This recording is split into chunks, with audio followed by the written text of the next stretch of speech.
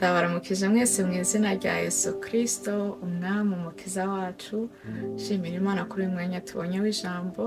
Ku batanzi nitwa Patience cyangwa Pasi. Uno munsi nashatse ko dusangira ijambo ry'Imana. Ijambo rivuga ngo gukiranuka kubeshaho Dore Nuku. Turatangira dusoma amagambo aboneka mu Baroma igice cya 3 duhere ku murongo wa 21. Haravuga ngo ariko noneho hariho gukiranuka kw'Imana kwahishuwe kudaheshwa n'amategeko, nubwo amategeko n'ibyahanuwe ari byo biguhamya. Niko gukiranuka kw'Imana bizeye bose baheshwa no kwizera Yesu Kristo ari nta tandukaniro, kuko bose bakoze ibyaha ntibashikira ubwiza bw'Imana, ahubwo batsindishirizwa n'ubuntu bwayo ibibahereye ubusa kubwo gucungurwa kubonerwa muri Yesu Kristo. Amen. Iri jambo ko riratubwira ngo Yesu niwe soko wo gukiranuka Imana yemera. Yesu niwe soko wo gukiranuka Imana izi. Ariko noneho hariho gukiranuka kw'Imana kwahishuwe kudaheshwa n'amategeko, nubwo amategeko n'ibyahanuwe ari byo biguhamya. Niko gukiranuka kw'Imana abizeye bose baheshwa no kwizera Yesu Kristo, baheshwa no kwizera Yesu Kristo. Uku gukiranuka kuva muri Yesu Kristo niko gukiranuka kw'Imana. Abizeye bose baheshwa no kwizera Yesu Kristo ari nta tandukaniro, kuko bose bakoze ibyaha ntibashikira ubwiza bw'Imana, ahubwo ariko batsindishirizwa n'ubuntu bwayo ibibahereye ubusa kubwo gucungurwa kubonerwa muri Yesu Kristo. Ndashima Imana kuri umwanya tubonye ijambo, kuko hari amagambo menshi dukunze kumva ntituyasobanukirwe kuko tudasubira inyuma ngo turebe inkomoko yacu. Ariko gukiranuka tuvuga gufite isoko. Bibiliya yatubwiye ngo uku gukiranuka kw'Imana uwizera wese araguhabwa, aguheshejwe no kwizera Yesu Kristo ari nta tandukaniro, kuko Imana ntigira ikimenyane. Ari nta tandukaniro, uwizeye wese araguhabwa. Niko gukiranuka kw'Imana abizeye bose kwarabonetse, kwarahishuwe kuraboneka. Ni ugukiranuka kw'Imana abizeye bose baheshwa no kwizera Yesu Kristo ari nta tandukaniro, kuko bose bakoze ibyaha ntibashikira ubwiza bw'Imana, ariko twaratsindishirizwe n'ubuntu bwayo ibiduhereye ubusa biciye mu mwana wayo ikunda Yesu Kristo. Noneho hakavuga ngo ariko noneho hariho gukiranuka abagushaka.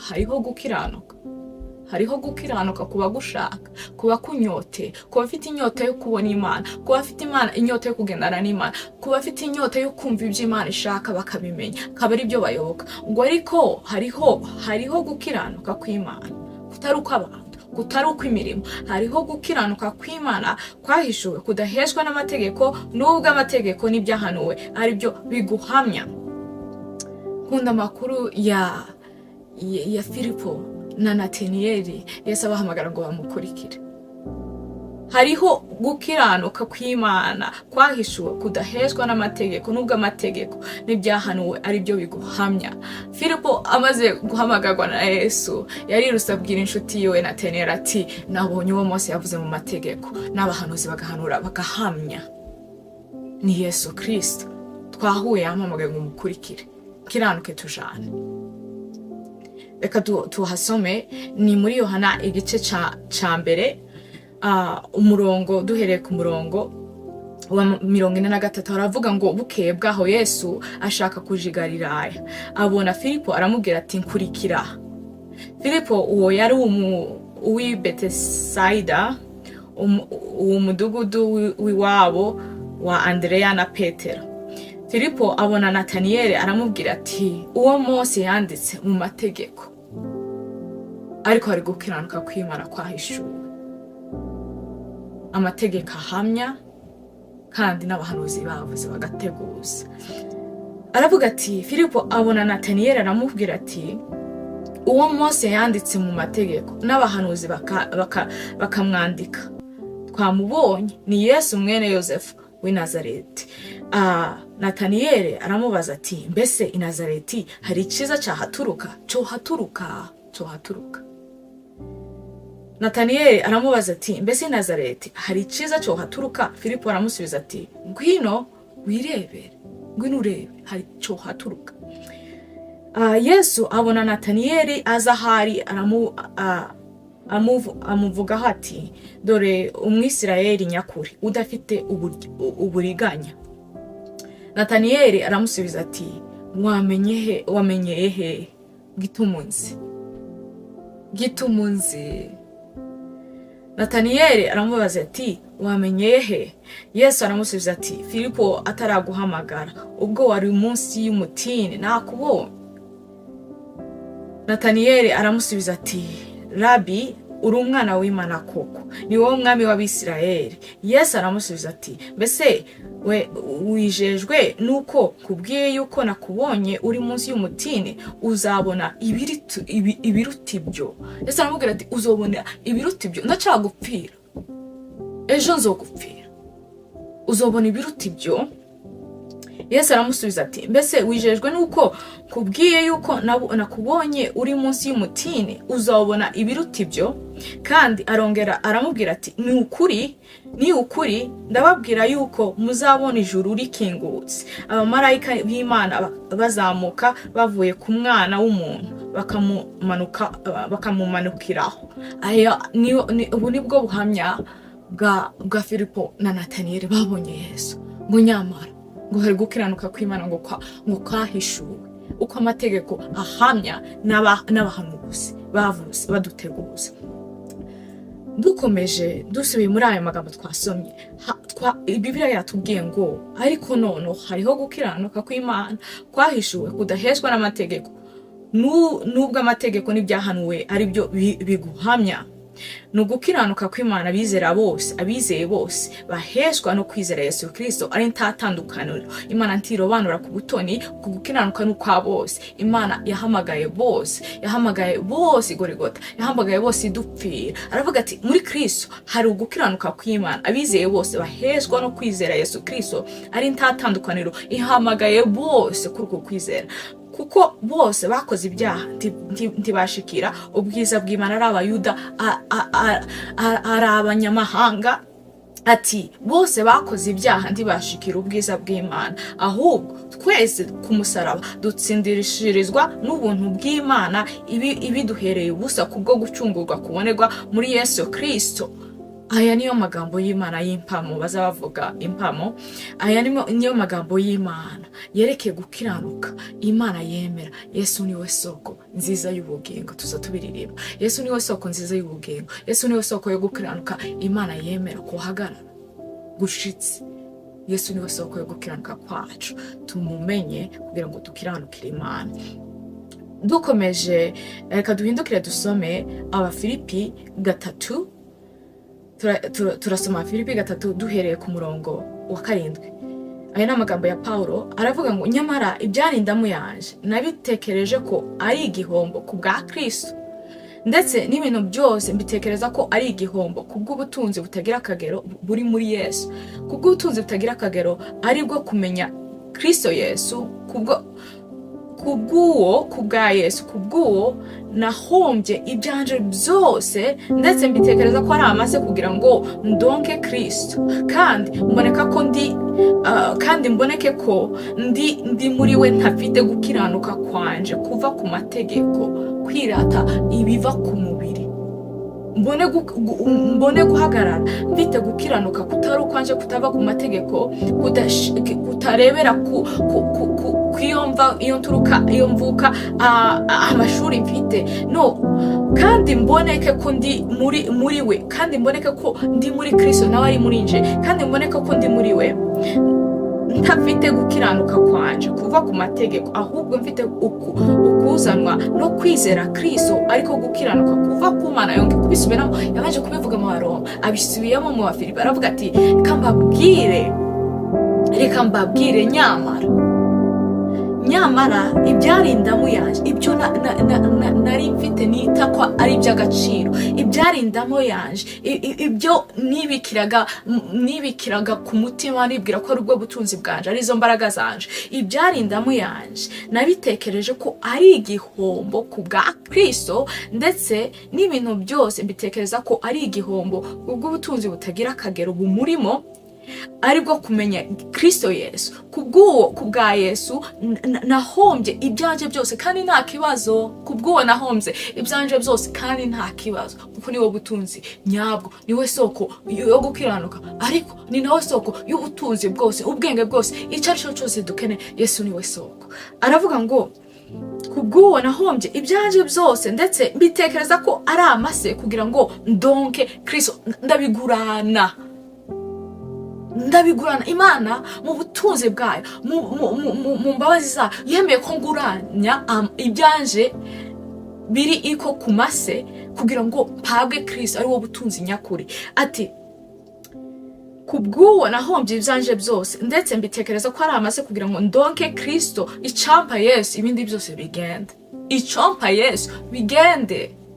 Ati kubw'uwo nahombye ibyanje byose, ndetse mbitekereza ko ari amase kugira ngo ndonke Kristo, kandi mboneke ko ndi muri we, ntafite gukiranuka kwanje kuva ku mategeko, ahubwo mfite gukiranuka, mfite ukuzanwa no kwizera Kristo, ariko gukiranuka kuva ku Mana guheshwa no kwizera, kugira ngo menye n'imbaraga ze zo kuzuka kwe, no gufatanya n'imibabaro ye, no kuja shushanywa no gupfa kwe, impfurupfu yapfuye, go gukunda no kurokora abantu mu byaha. Pawulo yarababajwe, ababazwa n'umuhamagaro, ariko nabwo akabyishimira kuko ari cyo Imana imushakaho. Akavuga ngo arabyishimiye, gupfa ntacyo bimubwiye, kubaho no gupfa kuri we ni kimwe, kuko muri byose abyungukiramo. Kubaho kwiwe abayeho ku bwa Kristo, kandi azoba ku murimo awumare, azokomeza yiruke awumare, kandi ngo napfa nabyo nta kibazo, ngo azasanga umwami we. Aravuga ngo mboneke ko ndi muri we, ntafite gukiranuka kwanje kuva ku mategeko, ahubwo mfite ukuzanwa no kwizera Kristo, ariko gukiranuka kuva ku Mana guheshwa no kwizera, kugira ngo menye n'imbaraga zo kuzuka kwe, no gufatanya n'imibabaro ye, no kuja shushanywa no gupfa kwe, ngo ahari ngere ku muzuko w'abapfuye, kugira ngo nzimane nawe, nzambara ubwiza yateguriye abamwizeye bose bagapfira muri we, ngo hahirwa abapfa bapfira mu mwami Yesu, baruhuke imihate yabo. Akenshi dukunze gusoma n'amagambo ya Pawulo ngo nyamara ibyarindamo yanje nabitekereje ko ari igihombo, tutazi impamvu Pawulo habivuga. Ariko Bibiliya itubwira byose, aya makuru y'ubwami izi yatubwira kugira ngo twunguke ubwenge bwa Kristo, twunguke kumenya Imana no kubitinya no gukiranuka kwayo idushakaho. So akenshi dukunda gusoma ano magambo tutayumva, noneho mbasobanurire impamvu Pawulo ahavuga n'amagambo. Bibiliya irabitubwira. Uzamutse ku gice ku murongo wa mbere w'iki gice cya 3 cy'Abafilipi, aza yisobanura akavuga ngo ibisigaye bene data, mwishimire mu mwami. Abuza abantu gukurikira inyigisho z'ibinyoma, gukurikira abatazi Imana, kuyoborwa n'abantu bishushanyiriza gukiranuka, ariko ari ukwabo, kutari ukw'Imana, kutohagarara imbere y'Imana. Abahagaze batsinzwe ngo mubirinde, abahagaze batsinzwe mubirinde, kubwo kumenya Yesu, kubwo guharanira ubutunzi bumurimo. Aravuga ngo ibisigaye bene data, mwishimire mu mwami Yesu, mwishimire mu mwami Yesu, kubandikira ibyo nigeze kubandikira, ngo kubasubiramo ibyo mpora mvuga, mbigisha iby'ubwiru, iby'ubwami bw'Imana, ibya Yesu Kristo, kubandikira ibyo nigeze kubandikira, ubundi ntibindambira, kubandikira ibyo nigeze kubandikira ntibindambira, kandi namwe bibagirira akamaro, kubandikira ibyo nigeze kubabwira ntibindambira, kandi namwe bibagirira akamaro. Aravuga ati mwirinde zambwa mwirinde zambwa, mwirinde inkozi z'ibibi, mwirinde n'abakeba gukeba kubi. Nababwira ngo iyi niyo nzira atariyo. Mwirinde abakeba gukeba kubi, babayobya, babatesha inzira. Ngo mwirinde abo mubirinde abakeba gukeba kubi. Ati mwirinde zambwa, mwirinde inkozi z'ibibi, mwirinde n'abakeba gukeba kubi, kuko twebwe turabakebwe gukebwa kwiza. Imana ariyo yakoze uwo murimo. Abakebwe gukebwa kwiza ni Imana yakoze umurimo wo kubahindura. N'Imana yakoze uwo murimo wo kubahindura. Ati kuko twebwe turabakebwe gukebwa kwiza, abasenga mu buryo bw'umwuka w'Imana, tukishimira Kristo Yesu, twiringira twiringire iby'umubiri. Ngo twiringire iby'umubiri aribyo yavuze ngo ibyarindamu yanje. Turaza kubigeraho ibyarindamu yanje. Twiringire iby'umubiri nubwo njeweho nabasha kubyiringira, kubera ko nje ndabifite ibyo no kwirata. Beswe titwirata iby'umubiri, ntaba ari byo twubakira, kuko ngo Paulo yari abifite aza bivuga. Niho yaje kuvuga ngo ibyarindamu yanje. Ibi nakaza niyitirira ubutunzi ntabwo nkibibona. Aravuga ngo nubwo njewe nabasha kubyiringira, niba hari uwundi wese wibwira ko afite impamvu imutera kwiringira umubiri, njeweho namurusha. Dore nakebwe ku munsi wa 8, ndi uwo mu bwoko bw'Abisirayeli, ndi uwo mu muryango wa Benyamini, ndi umuheburayo w'Abaheburayo, ndi umufarisayo ku by'amategeko. Ngo yari umufarisayo. Yesu akatubwira muri Matayo 5:20 ngo twirinde ngo gukiranuka kwacu muri kutarenza uko abanditsi n'abaferisitayo, ngo nta bwami tuzobona. Aravuga ngo mu byerekeye iby'amategeko, ngo yari umufarisayo, ngo ariko Imana ibimukura. Imaze gukiranuka nyako abasha guhagararaho imbere y'amaso y'Imana adatsinzwe, atarebwa igitsure. Aravuga ngo haleluya. Aravuga ngo dore nakebwe ku munsi wa 8. Byaba bigenda bikama bisubira kuri Aburahamu. Ati dore nakebwe ku munsi w'8, ndi uwo mu bwoko bw'Abisirayeli, ndi uwo mu muryango wa Benyamini, ndi umuheburayo w'Abaheburayo, ndi umufarisayo ku by'amategeko. Kubw'ishaka narenganyaga itorero, kubwo kukiranuka kuzanwa n'amategeko, nari inyangamugayo. Ngo nari inyangamugayo, nyamara ibyarindamu yanje. Niho aza yinjira akavuga ngo nyamara hari icyambayeho, nabikozeho ubushize mbwiriza. Ngo nyamara hari icyambayeho, namenye Imana no gukiranuka kwayo. Nahamagajwe n'Imana y'umuco, yakuyeho umwijima nari mfite, irampumbura mbasha kubona nyakubona. Aravuga ngo nyamara ibyarindamu yanje nabitekereje ko ari igihombo ku bwa Kristo, ndetse n'ibintu byose mbitekereza ko ari igihombo kubw'ubutunzi butagira akagero, ari bwo kumenya Kristo Yesu. Kubw'uwo nahombye ibyaje byose. Nawe iyo Paulo avuga ibi, aba aguhamagara ngo dukurikirane. Nshorera naje nshorera tugende dushike, nshorera kurikira ngo ushorere tugende dushike. Akavuga ngo nyamara ibyarindamu yanje nabitekereje ko ari igihombo ku bwa Kristo, ndetse n'ibintu byose mbitekereza ko ari igihombo kubw'ubutunzi butagira akagero, ari bwo kumenya Kristo Yesu. Kubw'uwo nahombye ibyanje byose, ndetse mbitekereza ko ari amase binduka ubusa kugira ngo ndonke Kristo, kandi mboneke ko ndi muri we, ndafite gukiranuka kwanje kuva ku mategeko, ahubwo mfite ukuzanwa no kwizera Kristo, ariko gukiranuka kuva ku Mana. Tumenye gukiranuka kuva ku Mana, tumenye gukiranuka kuva ku Mana gutuma duhagarara. Dore nuku gukiranuka kuva ku Mana. Dore nuku kugira ngo mumenye n'imbaraga ze zo kuzuka kwe, no gufatanya imibabaro ye, no kuja nshushanywa no gupfa kwe. Ndangiza ndabasubiramo ibyo twaherewe kugira ngo twongere tubihuze n'ibibindi byakurikiye. Tumenye Imana mu gukiranuka kwayo, kandi tuyikiranukire uko ishaka, kuko ijambo ryatubwiye ngo ariko noneho hariho gukiranuka kw'Imana bidutangaza.